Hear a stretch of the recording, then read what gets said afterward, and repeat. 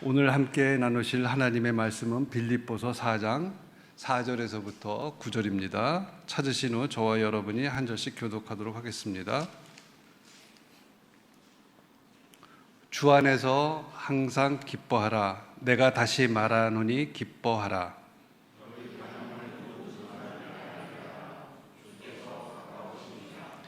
아무것도 염려하지 말고 다만 모든 일에 기도와 간구로 너희 구할 것을 감사함으로 하나님께 아뢰라.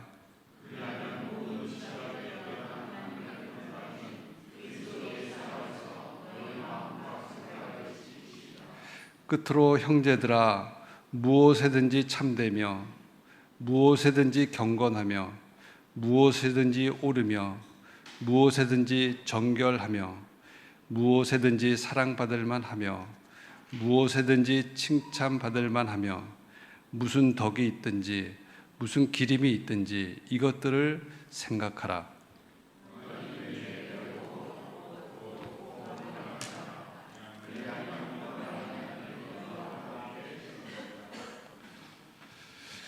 김건주 목사님께서 모든 생각과 상상을 뛰어넘는 하나님의 평화로 살라라는 제목으로 말씀 전해 주시겠습니다.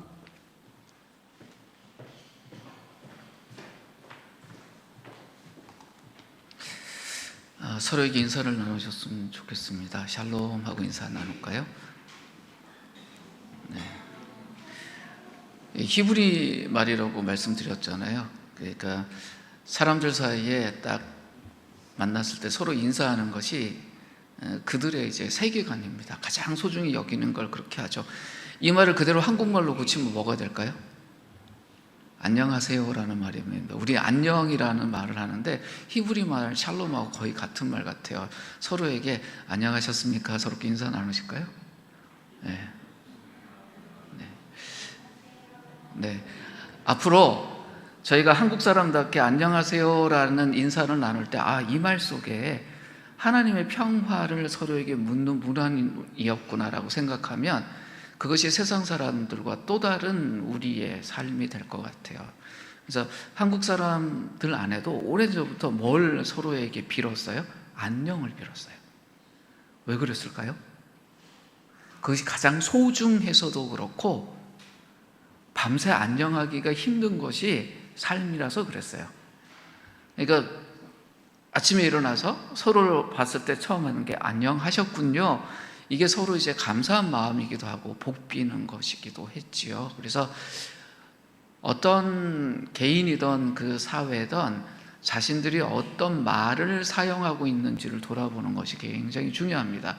근데 한국 사람들은 참 고맙게도 다 똑같은 한국말을 사용하고 있잖아요. 그래서 이 한국말 안에 담겨 있는 우리의 생각들, 경험들을 잘 좀 만지고 바꾸어가면 우리의 삶이, 우리의 존재가 더 아름답게 성장하고 변해가는 것들을 경험할 수 있을 것 같습니다. 오늘 설교 제목이 좀 길어요. 그죠? 모든 생각과 상상을 뛰어넘는 하나님의 평화로 살라라고 되어 있는데 여쭤볼게요. 생각과 상상의 차이가 뭘까요? 왜 이런 질문하냐? 근데 이거 생각하셔야죠. 그죠? 생각과 상상의 차이가 뭘까요? 생각이 뭐냐라고 여쭤보지 않았고요. 상상이 뭐냐고 여쭤보지 않았어요. 생각과 상상의 차이가 뭘까요? 네, 한번 생각해 보세요. 제가 지금 생각이라는 단어를 썼습니다. 그죠? 근데 제가 상상해 보세요라고 하지 않았어요. 자, 생각과 상상의 구분점, 차이점이 뭘까요?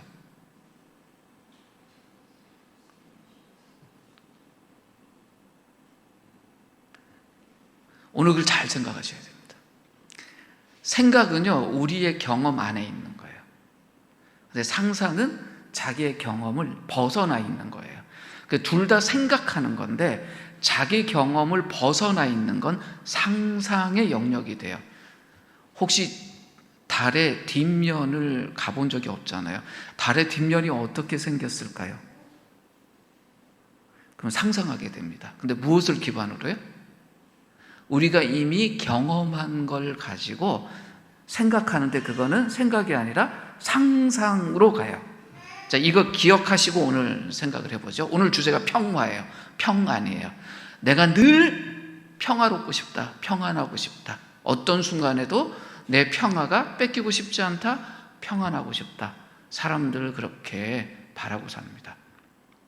주변이 막 요동치고 힘들어도 내 마음이 평화롭지 못하면 그 요동치는 것보다 내 마음이 더 요동치면 정말 살기 힘들어요.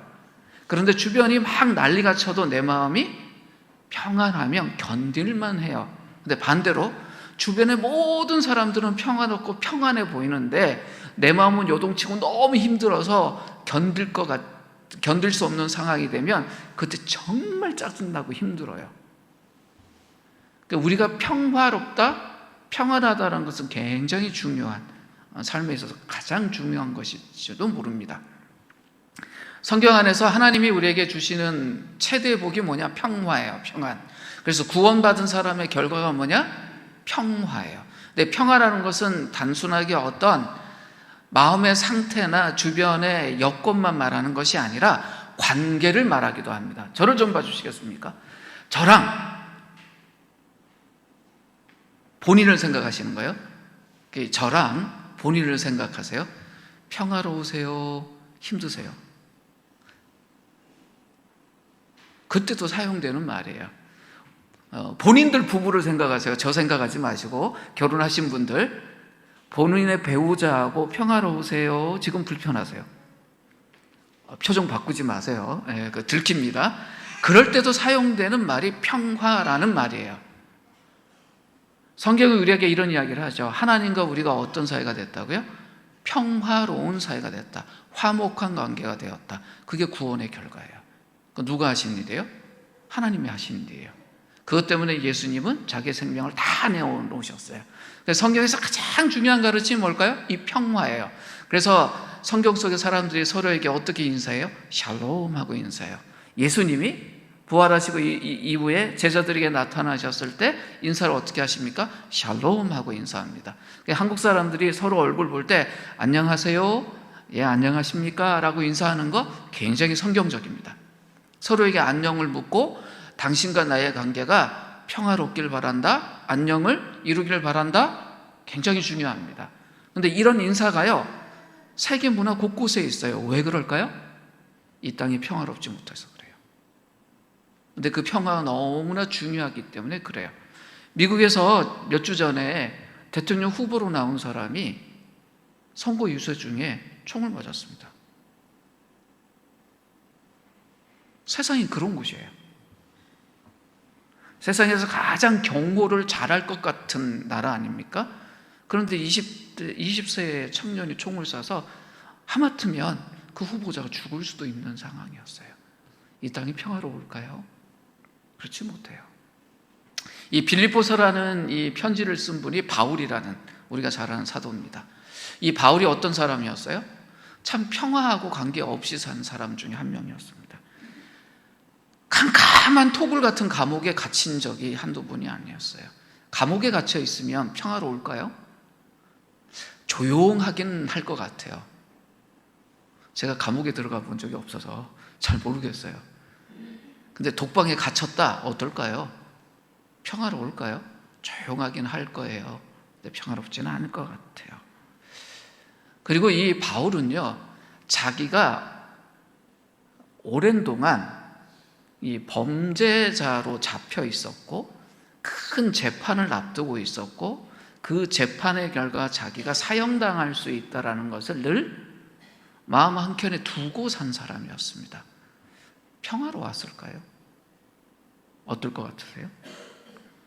그런데도 바울은요 굉장히 깊은 흔들리지 않는 평화를 유지하고 살았고 다른 사람들에게 그 평화를 가르쳤고 또 주변 사람들의 보기에 정말 저 사람 평화 속에 살고 있구나 라고 경험하게 했고 마지막 죽는 순간에도 주변의 사람들에게 아, 저 사람 평화 속에서 숨을 거두네 라는 것을 보게 한 사람이었습니다.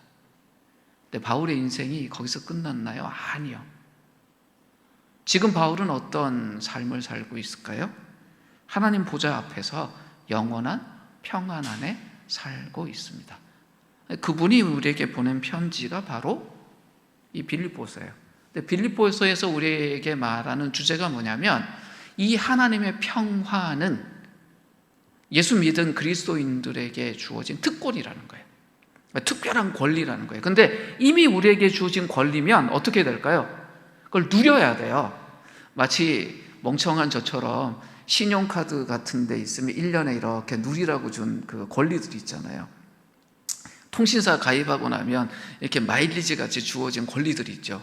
저 거의 못 쓰고 그냥 1년 지나가면 툭툭 날아가요. 여러분은 어떻습니까? 그거 잘 사용하는 사람이 인생 제대로 사는 사람인데 저는 그런 권리들을 자주 놓쳐요. 그래서 그 연말 되면 다 날아가는 거예요. 아마 지금 여기 젊은 세대에 있는 분들은 그것들 잘 사용하실 것 같아요. 근데 그런 일상적인 그 권리들은 좀 놓쳐도 좀 아쉬움으로 끝나지만 하나님이 우리에게 주신 이 평화라는 특권을 놓치는 것은 정말 슬픈 일입니다. 오늘 본문에서 하나님이 주신 이 평화의 특징을 이야기하는 구절이 하나 있는데 그것이 빌립보서 4장 7절 말씀이에요. 근데 오늘은 우리가 흔히 보지 않는 새번역 성경하고 공동번역 성경으로 같이 한번 읽어보려고 합니다. 같이 읽을까요? 그리하면 사람의 헤아림을 뛰어넘는 하나님의 평화가 여러분의 마음과 생각을 그리스도 예수 안에서 지켜줄 것입니다. 또 읽을까요? 그러면 사람으로서는 감히 생각할 수도 없는 하나님의 평화가 그리스도 예수를 믿는 여러분의 마음과 생각을 지켜주실 것입니다. 모든 지각에 뛰어난이라고 우리 흔히 생각하고 읽는 그 부분이 원어 그대로 하면 우리가 아무리 계산하는 것보다 뛰어넘는 이런 뜻이에요. 근데 우리가 생각으로 계산하잖아요. 그러면 우리가 경험한 것들 모든 것들보다 뛰어넘는다는 거예요. 그런데 우리가 경험한 것보다 훨씬 크면 우리가 상상할 거 아니에요. 근데 우리가 상상할 수 있는 그 모든 것보다 더 뛰어넘는다는 이야기예요. 그래서 오늘 설교 제목을 뭐라고 졌냐면 모든 생각과 상상을 뛰어넘는 하나님의 평화로 살라라고 말씀을 드린 겁니다. 하나님의 평화의 성격이 어떤 거냐면 그 평화를 알고 있는 사람이 옆에 있는 사람에게 하나님의 평화는 이런 거예요. 설명을 해주면 알아듣기는 하는데 그 설명으로요 알기에는 이 평화가 너무나 크고 깊은 거라서 오히려 우리가 우리 인생 속에서 하나님의 평화를 아는 방법은 설명과 이해가 아니라 경험이에요. 진짜 경험해야 제대로 알 수 있는 거예요. 그래서 영국의 침례교회 그 찬송 작가 중에 조셉 스테넷이라는 분이 있는데 이분이 이 우리가 누리는 하나님의 평화에 대해서 뭐라고 노래를 했냐면 띄워주시겠어요? 같이 한번 읽을까요? 하늘로부터 달콤한 평안이 내려오네. 그것은 맛본 사람만이 아는 평안이네. 이분 참 찬송 작가 같아요. 평안을 어떻게 표현해요? 달콤한 평안. 한번 상상해 보세요. 평안이 달콤하다고? 이분이요 평안을 달콤하다고 표현해요. 일부러 그랬어요. 그러면서 뭐라 그러냐면 이건 맛본 사람만 아는 평안이래요. 그러니까 경험한 사람만 아니 우리가 경험한다라는 것을 뭘로 표현할까 했더니 이분이 달콤한이라고 표현을 했어요. 달콤한 맛? 달콤한 맛? 뭐가 떠오르세요? 달콤하다? 달콤하다? 떠오르는 음식이나 무엇이 있으세요? 사람마다 다를 거예요. 한 예를 들게요. 성교지입니다. 그러니까 이렇게 좀 이렇게 뭐라죠? 이렇게 발전된 국가들보다는 조금 문명적으로는 떨어져 있는 성교지 학교에 다니고 있는 어린 학생이 그 학교에 있는 선생님으로부터 초콜릿 한 조각을 얻어서 먹었어요. 그런데 이 친구는 세상에 초콜릿이 있는 것조차도 몰랐어요. 근데 초콜릿 한 조각을 딱 먹었어요. 어땠을까요? 참 묘한 달콤함에 우와 이런 것도 있구나라고 그날 그걸 깊이 이제 느꼈겠죠. 그날 학교에서 공부한 거 기억날까요? 잘 안 날 거예요. 근데 초콜릿 먹은 건 기억이 나잖아요. 그래 똘레똘레 집에 갑니다. 엄마인데 무슨 이야기 할까요? 엄마, 나 초콜릿이란 걸 먹었어. 그래? 그게 뭔데? 참 달콤해. 근데 이 엄마가요, 초콜릿이 뭔지 몰라요. 참 달콤했어. 그럼 엄마는 그것이 궁금하잖아요. 그럼 엄마가 질문을 할 거예요. 혹시 어느 과일 같이 달콤하니? 그 어느 과일은 이 아이도 알고 엄마도 아는 과일을 가지고 이야기를 하겠죠. 그랬더니 애가 뭐라 그래요? 아, 그거하고 비슷한데 그거보다 훨씬 더 달콤해. 그래? 그러니까 엄마가 또 생각을 하는 거예요. 그러면 우리가 먹었던 달콤한 어떤 음식 중에 비슷할까 싶어서 혹시 그 음식 같은 맛이니? 애 표정이 어때요? 심각해졌어요. 아무리 해도 설명할 방법이 없어요. 그러니까 잠시만 기다려봐. 애가 어디로 갔을까요? 학교로 뛰어가요. 선생님인데 초콜릿 그 한 조각만 달라고. 그래서 그걸 들고 집으로 뜁니다. 그리고 어떻게 했을까요? 엄마에게 먹어봐. 그래서 엄마가 딱 먹었어요. 그리고 어때요? 달콤하죠? 오, 달콤하다. 서로 경험이 공유되니까 초콜릿의 그 달콤함이 어때요? 아하, 그런 거구나. 그리고 애가 한마디 해요. 달콤하지? 달콤해. 하나님의 평화는 꼭 이런 것 같아요. 경험하면 알아요. 그리고 그 경험한 사람은 그 내용을 공유할 수 있는 거예요. 그리고 우리가 어떻게 해야 될까요? 이 하나님의 평화를 이해하는 것도 중요하지만 더 중요한 것은 우리가 경험해야 돼요. 그래서 오늘 본문의 저자인 이 사도 바울이 빌립보 교인들, 그러니까 이미 그리스도를 믿고 그리스도 안에 있는 이 사람들에게 이 편지를 쓰면서 뭐라고 말하냐면 그 평화를 진짜로 경험하고 살라고 이야기를 해요. 그런데 그리스도인이 된 사람들은 이미 하나님하고 평화의 관계를 이룬 사람이잖아요. 화목한 관계를 이룬 사람인데 그 사람들에게 뭐라고 말하냐? 그 평화를 누리고 살라라고 이야기해요. 그럼 이제 우리 이야기라고 하죠.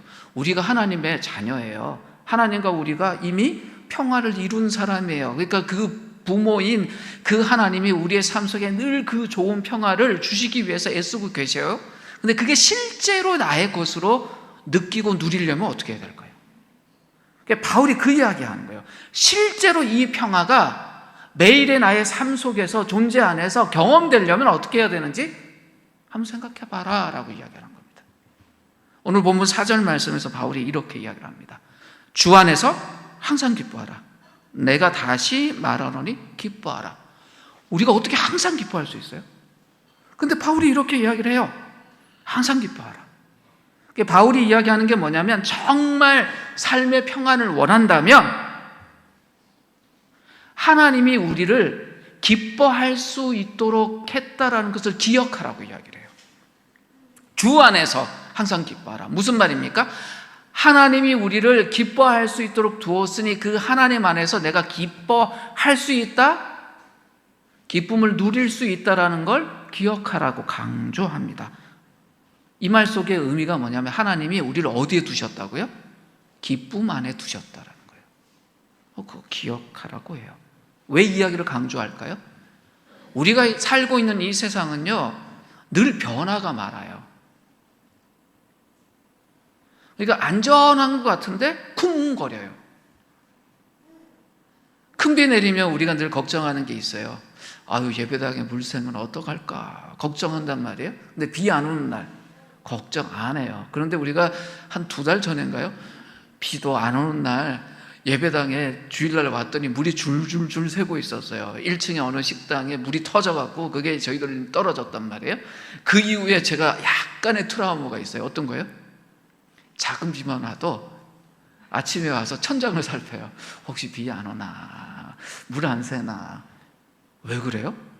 세상이 우리가 생각하는 것처럼 늘 안전하지 않고 가만히 있지 않고 늘 급변해요. 그런 속에서 우리가 평안을 유지하고 기뻐한다는 거 굉장히 어렵습니다.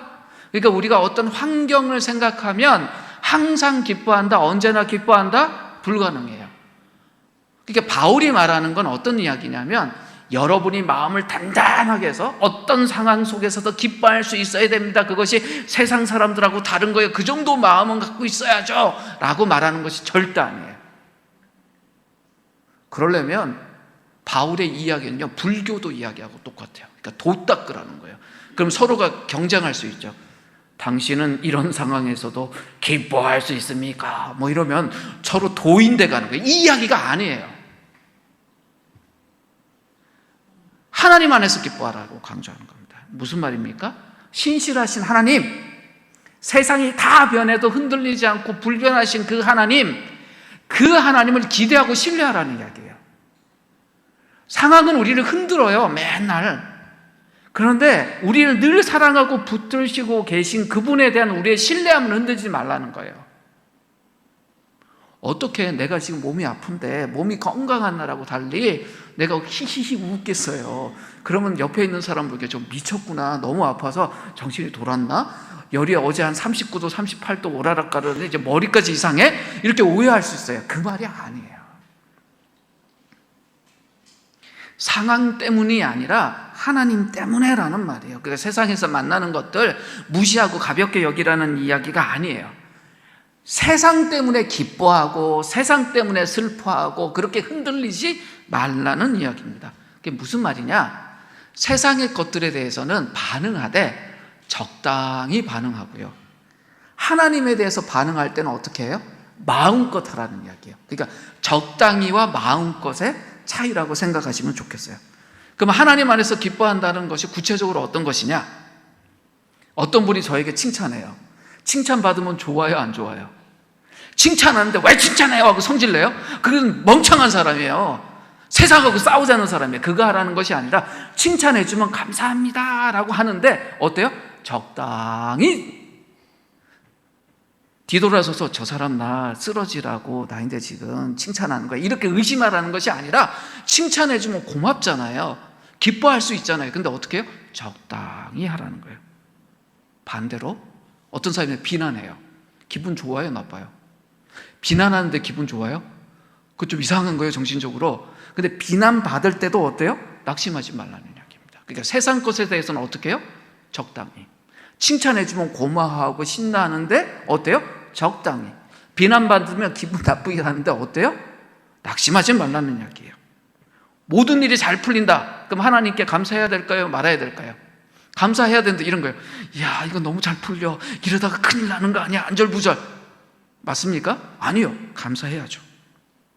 그런데 언제나 이럴 것 같아라고 자신해야 될까요? 아니요. 세상 일은 어때요? 언제 어떻게 될지 모르잖아요. 어떻게 반응하라고요? 적당히 반응해. 어떤 거예요? 내일이 정말 잘 돼요. 수입도 좋고 모든 일이 잘 돼요. 그럼 감사하되 어떤 자세를 가져야 돼요? 이 또한 지나가리라. 좋은 일, 긍정적인 일이 생겨요. 그런데도 이 세상 일에 대해서 어떻게 해요? 이 또한 지나가리라. 감사하되, 즐거워하되. 그런데 내가 지금 안 좋은 일이 생겼어요. 힘들어요. 그 마음이 어떨까요? 괴롭고 힘들어요. 근데 그때 낙심하지 말고 뭐 할 수 있어야 돼요? 이 또한 지나가리라. 이것이 하나님 앞에서, 하나님 안에서 기뻐한다는 거예요. 같이 한번 해볼까요? 이 또한 지나가리라. 그런데 이 말을 우리가 어떨 때 많이 사용해요? 힘들고 괴롭고 지나갔으면 하는 일에만 쓰잖아요. 그때 써야 돼요. 그때 더 자주 쓰세요. 그런데 나에게 좋은 일, 계속 있었으면 잊고 싶은 일들, 그런 일들 중에 세상 일들에 대해서도 우리 자세가 어때야 된다고요? 이 또한 지나가리라 할 수 있어야 그것이 내게서 없어졌을 때도 내가 어때요? 낙심하지 않아요. 그것이 뭐라고요? 하나님 안에서 내가 기뻐하는 거예요. 그러니까 내 기쁨을 세상의 것에 두지 않는다는 이야기예요. 이것이 얼마나 중요한 것이냐. 세상의 것을 무시하고 그냥 내팽개쳐버려라. 하나님 우리에게 그렇게 말씀 안 하셨어요. 세상을 통해서 하나님 우리에게 좋은 것을 주세요. 내가 좋은 집에서 살고 좋은 걸 누리고 좋은 옷 입는 거 하나님이 하신 거잖아요. 하나님 뭐라 그러셨어요? 내가 너 입힐 것이다. 내가 너 먹일 것이다. 그랬어요. 그럼 좋은 음식과 좋은 옷 입을 때는 세상이 입혀준 거고, 간장 종지에 밥 한 그릇 먹고 그 초가상간에 살 때는 하나님이 집 주셨고 먹이셨다 이렇게 생각해야 됩니까? 아니란 말이에요. 정말 좋은 걸 먹고 좋은 걸 누릴 때도 하나님이 주신 거예요. 그렇죠? 그 안에서 즐겨야 될 거예요? 즐기지 말아야 될까요? 즐겨야 되고 감사해야 돼요. 그런데 이 땅에 살 때 그것에 대해서 우리 태도가 어때야 된다고요? 이 또한 지나갈 수 있다. 정말 좋은 걸 우리가 움켜잡는 순간 어떻게 되냐? 세상에 그것이 우리를 움켜잡아버려요. 어느 순간에 거기서 내가 헤어나질 못해요.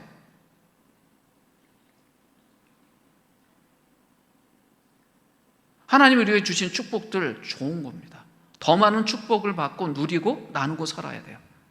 근데 그걸 내가 꼭 움켜잡아 버리는 순간 거기서 나를 움켜잡아 버려요. 그래서 그것이 내 손에서 스물스물 사라지기 시작하면 낙심하기 시작해요. 그거 하지 말라는 거예요. 세상에 대해서는 어떻게 해요? 적당히 이 또한 지나가리라 라는 태도. 근데 하나님 안에서는 어떻게 해요? 마음껏 야 하나님이 주신 복이야, 하나님이 주신 평화야, 하나님이 주신 놀라운 우리 집이야. 그럼 어떻게 해요? 즐겁게 누리고 살라는 이야기예요. 그러니까 하나님 외에 다른 것들에 대해서는 어떻게 해요?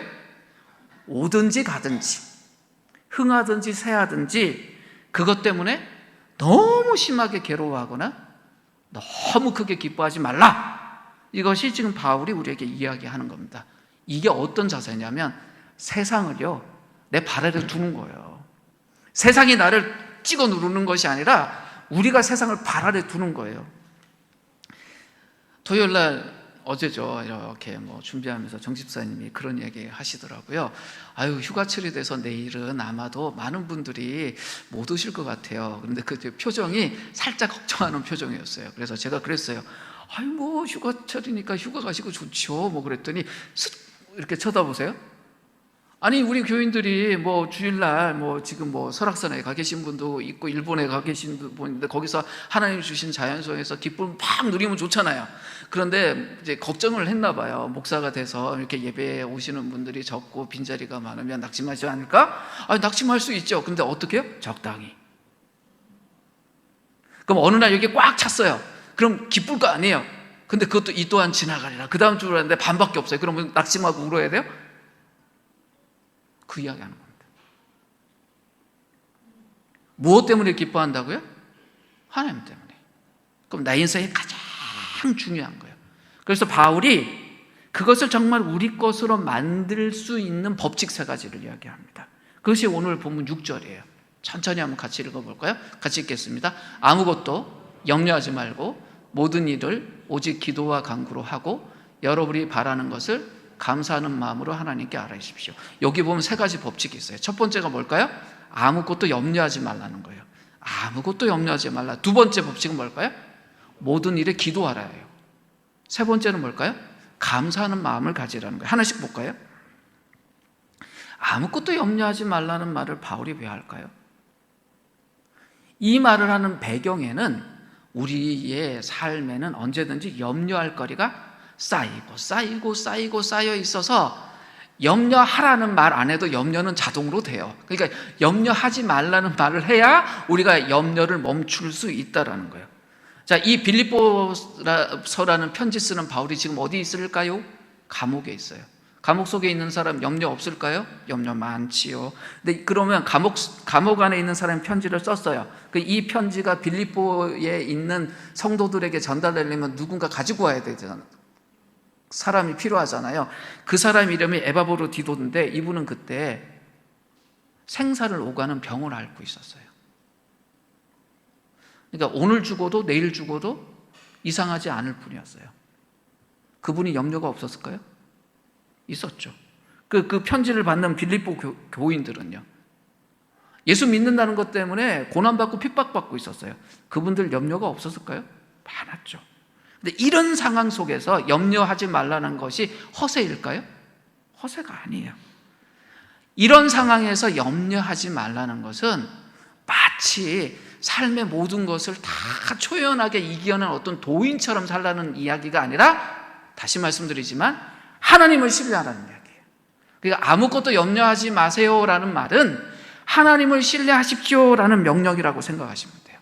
그 염려가 생길 때마다 이 말을 기억하는 건 이런 거예요. 너 염려 왜 해? 염려 왜? 아무것도 염려하지 말라고 명령했는데 뭐 너 왜 염려하니? 라고 우리 자신을 자책하고 막 그러는 것이 아니라 이 상황 속에서도 하나님을 붙들어야 하는구나, 하나님을 믿어야 하는구나, 그래야만 되는구나 라고 이야기하는 거예요. 바울의 이 표현을 예수님 이렇게 이야기하셨습니다. 마태복음 6장 27절에 보면 무슨 이야기 하셨냐면 너희 중에 누가 염려함으로 그 키를 한 자라도 더할 수 있겠느냐. 제가 키가 그렇게 큰 편이 아니잖아요. 저희 막내가 중학생 때만 해도 키가 작았어요. 그래서 걱정이었어요. 아유, 엄마는 큰데 제가 왜 이렇게 안 크냐, 나 닮아서 안 컸다는 소리 들으면 어떡하지, 되게 염려를 많이 했어요. 제가 염려한다고 아이가 큽니까? 근데도 염려가 되더라고요. 근데 어느 날 보니까 쑥 자랐어요. 오늘 김 집사님 그 손주 왔잖아요. 교회라는 곳을 처음 왔대요. 초등학교 6학년이래요. 근데 키가 166이나 된대요. 그래서 어떻게 그렇게 컸냐? 본인 몰라요. 본인이 꿈속에서 커야지 해서 컸겠어요? 우리가 염려한다고 염려할 일이 사라지면 세상에 염려할 일이 없지요. 그 염려가 세상을 못 바꿔요. 염려가 내 상황을 못 바꿔요. 근데 사람들은요, 염려해요. 미국의 하버드라고 좋은 학교 있잖아요. 그분들이 한번 통계를 내봤답니다. 사람들이 걱정하고 염려하는 게 너무 많아서 뭘 염려하나 쭉 했는데, 디테일한 건 나중에 말씀드리겠지만 보통 사람이 걱정하고 염려하는 것 중에 98%가요 염려해봐야 아무 쓸데도 없는 걸 염려하고 있더래요. 근데 우리가 자연스럽게 염려가 되잖아요. 그럼 염려될 때 너 왜 염려하니? 라고 짜증낼 게 아니라 그 염려를 어떻게 하래요? 바울의 이야기는 하나님께 맡겨버리래요. 예를 들어서 이런 거죠. 지금 이거 상상해요.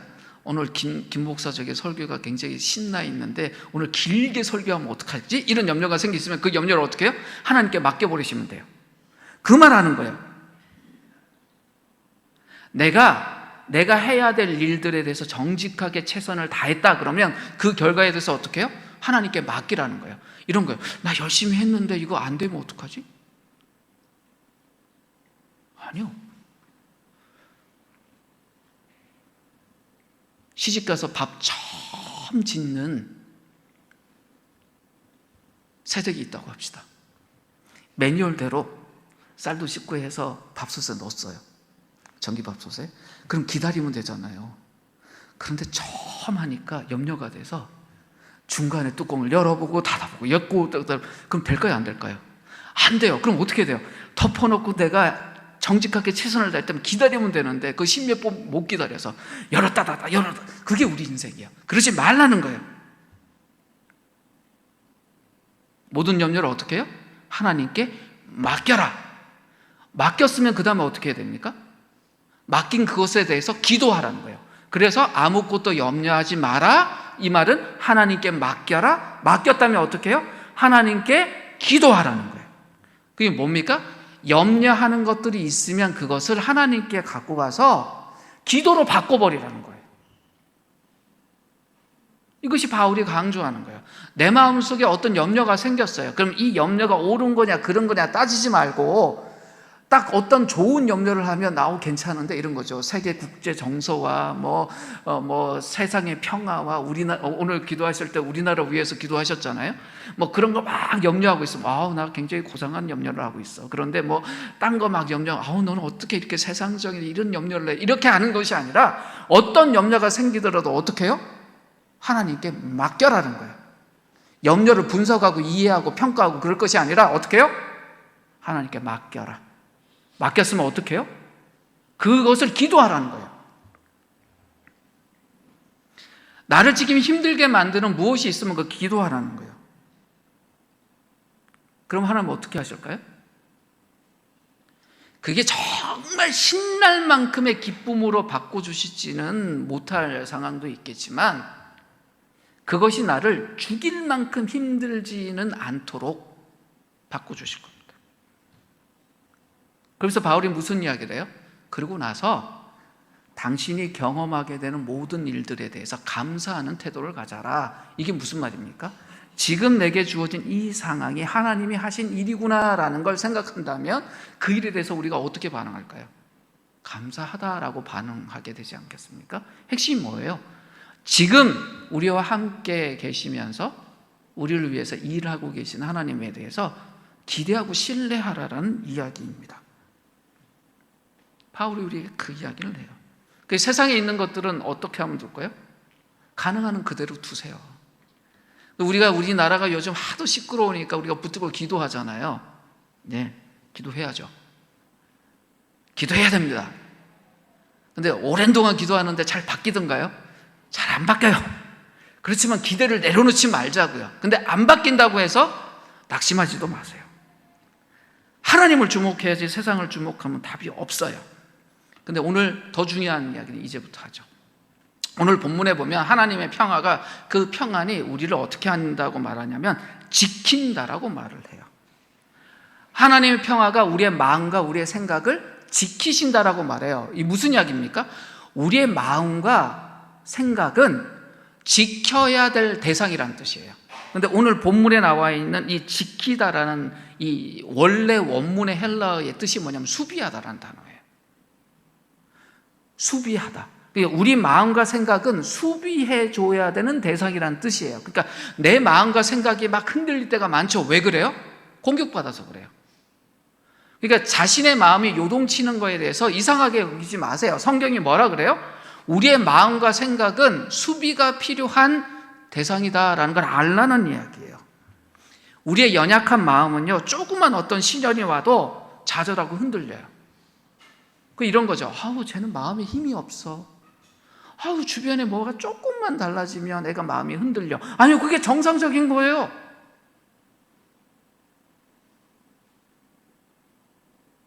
아니, 우리 처제는요, 애가 강단이 있어서 뭘 잘하는 것 같은데 우리 막내는 막내라서 그럴까요? 아, 옆에 무슨 일만 생기면 애 마음이 흔들려요. 아니, 마음이 흔들린다니까요.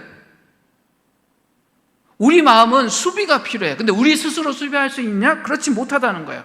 우리 마음은 상황에 따라서 이렇게 저렇게 방황하고 뛰어다녀요. 그래서 오늘 본문이 뭐라고 말하냐?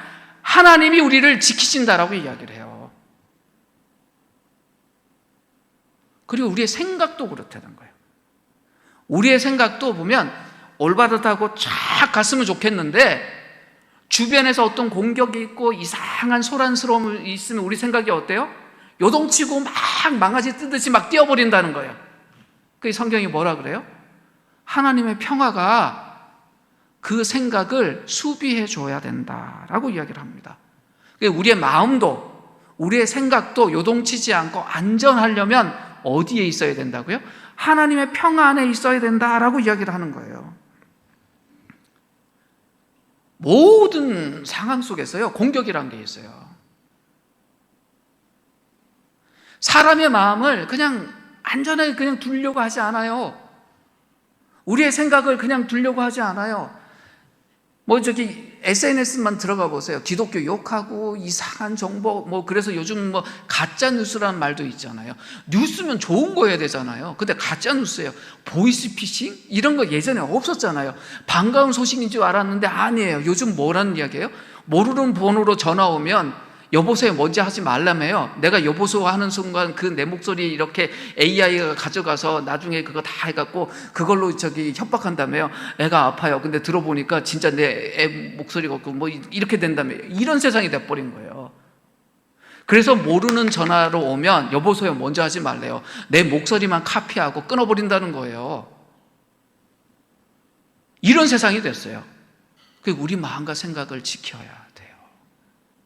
성경이 그 이야기를 합니다. 하나님의 평화가 있지 않으면 우리 마음과 생각이요 언제든지 깨지고 부셔질 수 있다라는 겁니다. 특별히 우리 공동으로 경험하는 게 있어요.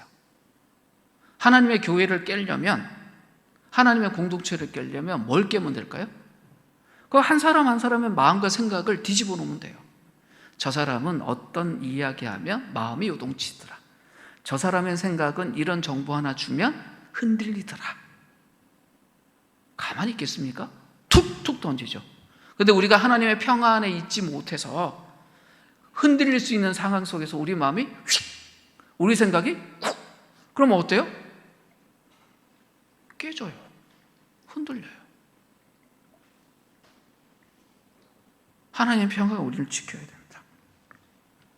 하나님의 평화 안에 있는 사람들의 특징이 있어요. 옳지 못한 이야기들을 들을 때 거기에 대해서 지적하고 분개합니다. 잘못된 거예요. 그런 이야기 하지 마세요. 그런 행동하지 마세요. 라고 합니다. 그 평화를 깨는 일들에 대해서. 교회 안에 특별히 어떤 공격들이 있을 때 하나님 평화 안에 굳건하게 선 사람들 어떻게 할까요? 그거 잘못된 겁니다 라고 말하고 이야기합니다. 그리스도인이 평안하지 못하는 것은 심각한 문제입니다. 왜요? 하나님이 우리에게 주신 가장 큰 복이 평화인데 그걸 실제적으로 누리지 못하고 있다는 건 그 심각한 경고로 생각을 해야 됩니다. 가장 중요한 것이 지금 흔들리고 있다는 거잖아요. 우리 속에 당연히 있어야 될 이 평화가, 위로가 흔들리고 빼앗긴다 그러면 우리가 영적으로 무장한 갑옷 중에 가장 중요한 부분이 지금 벗겨져 있다는 이야기예요. 오늘 본문에서 하나님의 평화가 움직이는 공간이 하나 있다고 이야기를 해요. 어디서 움직인대요? 그리스도 안에서, 그리스도 예수 안에서란 말을 해요. 그러면 우리가 그리스도 예수 안에 있다는 말의 의미가 뭘까요? 세상 방식에 머물러 있지 않다라는 이야기예요. 그리스도 안이라는 의미는 세상과 다른 방식, 다른 관점으로 산다는 이야기예요. 그러니까 우리가 정말 하나님의 방식, 하나님의 틀, 하나님의 말씀, 하나님의 진리라는 곳에 있으면 이라는 이야기예요. 내 자신에 대한 평가도 세상이 말하는 평가로 보면 내가 흔들릴 수 있어요. 얼마 전에 우리 공동체 안에서 어떤 리더들이 모여서 이렇게 회의를 하는데 저를 막 위로해 주시는데요. 뭐 위로도 해주시고 격려도 굉장히 좋으신데 그 내용 중에 제가 살짝 흔들렸던 게 있어요. 어떤 거였냐면 우리 공동체가 큰 공동체이진 않지 않냐. 맞죠? 숫자가 우리가 100명 안 돼요. 그러니까 3자리 아니고 우리 2자리예요. 근데 그게 뭐가 중요해요? 근데 계속 그걸 강조를 하시더라고요. 미안하셔서 그러나? 뭐 여러 생각이 들었어요. 세상은요, 규모로 평가해요. 세상에 가면 목사들 뭘로 평가해요? 3가지로 평가합니다. 너 연봉 어떻게 되냐? 니네 교인 몇 명이니? 그리고 건물은 얼마나 커? 규모예요. 그걸로 저를 평가하면 저 어떻게 될까요? 흔들리죠. 그리스도 안에 있는 건가요? 아니, 그리스도인들끼리 모여서 그리스도 밖에 있는 거예요. 그러니 어때요? 나 괜찮은 줄 알았는데 제 신학교 동기인데 신학교 때 나보다 훨씬 못했는데 뭘로요? 성적으로. 나 3등 할 때 제 300등이었는데 그런데 지금 목회하러 돼갖고 30년 지났는데 우리 교회는 30명, 쟤는 300명. 그런데 그 옆에 600등 하던 동기가 6,000명 데리고 목회한대요. 그럼 그날 기분이 어때요? 이건 그리스도 밖에 있는 거예요. 그러니 어때요? 평화가 깨지죠. 그 염려하게 되는 거예요. 그리스도 안에 있어라 라고 이야기하는 거예요. 이게 뭔 말이냐면 우리는 절대 그리스도를 떠날 수 없는 존재이지만 우리가 가끔 그리스도 밖으로 떠날 때마다 우리의 존재가 흔들려요. 성경 우리에게 뭐라고 말하냐면 우리가 그리스도를 떠나는 순간 우리는 아무 가치 없는 존재로 떨어져 버리니 그러지 말라고 이야기를 해요. 그리스도를 떠나는 순간 우리의 평안은 세상 수준으로 떨어져 버린다는 거예요. 근데 우리가 그리스도 안에 있으면 주변의 세상이 아무리 흔들어도 하나님의 그 평화가 우리를 수비하고 지켜주시니 흔들리지 않는다는 이야기입니다. 그러니까 매일매일 어떻게 살아야 될까요? 내가 그리스도 안에 있도록 하나님의 평화가 나를 수비하도록 그렇게 살아야 합니다. 그러니까 하나님의 평화를 얻기 위해서 내가 율법적으로 무언가 많이 해야 되겠다, 하나님 앞에 봉사 많이 해야 되겠다, 이런 생각하지 마세요.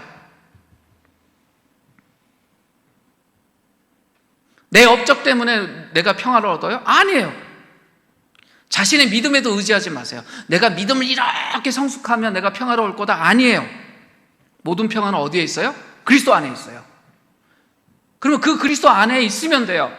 내가 하나님의 사람으로 하나님과 잘 동행하고 살겠다. 이거 외에는 아무것도 필요 없습니다. 그럼 그리스도 안에 있다는 게 뭡니까? 주님의 식탁에서 주님하고 사는 거예요. 근데 그 식탁 누가 준비하셨어요? 주님이 하셨어요. 우리가 한 게 하나도 없어요. 그냥 주님이 나를 위해서 매일같이 아침이고 저녁이고 주시는 그 만찬 자리에 가서 내가 숟가락 올려놓고 내 거 먹으면 되는데 우리는 뭐예요? 주님 여기 계세요. 제가 서브할게요. 아니에요. 그 식탁에서 밥 먹는 게 중요해요. 하나님이 나에게 먹여주시고 싶은 것, 하나님이 나에게 공급해 주시고 싶은 것, 내가 누리고 살기를 원하시는 것, 그거 주시는 거 잘 받아 먹고 경험하고 누리고 딴 사람에게 그건 나타내고 하는 것이 중요해요. 내가 하나님을 위해서 뭘 해야 되는 거 있어요? 그건 그 다음이에요. 하나님이 나에게 하신 일, 지금 하시고 계신 것, 그것에 대해서 감사하고 그걸 받아 누리는 것, 그게 복음이에요. 그 복음 안에 있으면 평화롭고 염려할 것이 없지만, 내가 뭔가를 해야지만 하나님의 사랑받을 것 같고, 내가 뭔가를 해야지만 평화를 누릴 것 같고, 그런 마음이 내 가득 있는 거, 그게 세상적인 거예요. 그러면 주일날 예배 올 때도 어때요?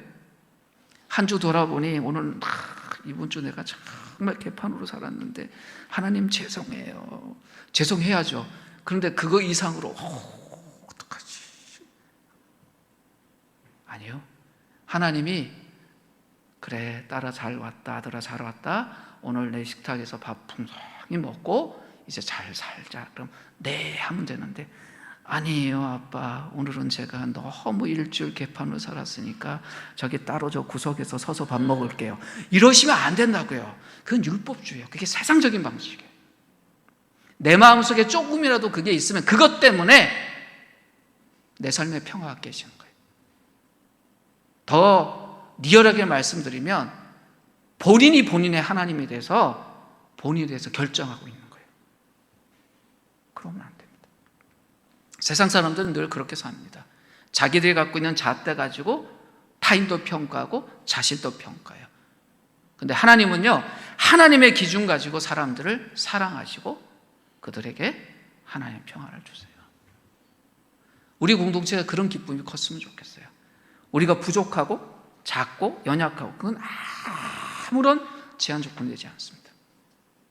크신 하나님, 위대하신 하나님, 참 여러 우여곡절이 있던 그런 속에서 이 공동체를 이루시고 함께 가족으로 살게 하신 그 하나님의 마음과 뜻과 그 손길을 바라보면서 그 속에 있는 나를 찾고 또 오늘의 의미를 서로 나누고 갈 때 우리 속에 하나님의 풍성함이 있는 것이에요. 숫자로 자기 자신을 평가하지 마십시오. 하나님으로 자기 자신을 바라보시고 또 옆에 있는 형제자매들을 바라보시고 또 앞으로 만나게 될 현재와 미래의 우리의 식구들을 바라보면서 우리가 신앙생활을 해갔으면 좋겠습니다. 이제 함께 잠시 우리 자신과 공동체를 생각하면서 기도할 때 이 하나님의 평화가 나를 정말 내 생각과 내 마음을 지키고 정말 내 생각과 상상을 훨씬 뛰어넘는 이 하나님의 평화가 우리 자신과 우리 공동체를 온전히 지키고 또 우리를 풍성하게 하실 것을 바라보면서 함께 기도하도록 하겠습니다. 기도하겠습니다.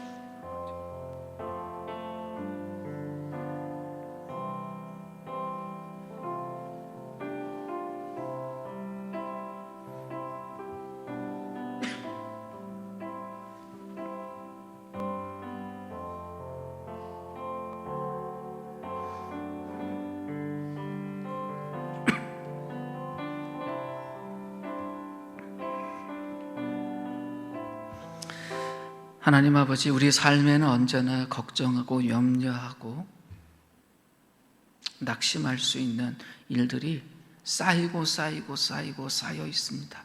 치우고 치워내도 계속 그런 일들이 반복되고 더 큰 것들이 다가오는 곳이 이 삶의 현장이고 이 세상입니다. 그러나 우리가 그리스도 안에 있고 하나님의 평화가 우리를 지키실 때 우리가 참으로 그 평화를 누리고 경험하고 나눠주며 살 수 있을 것을 우리가 바라봅니다.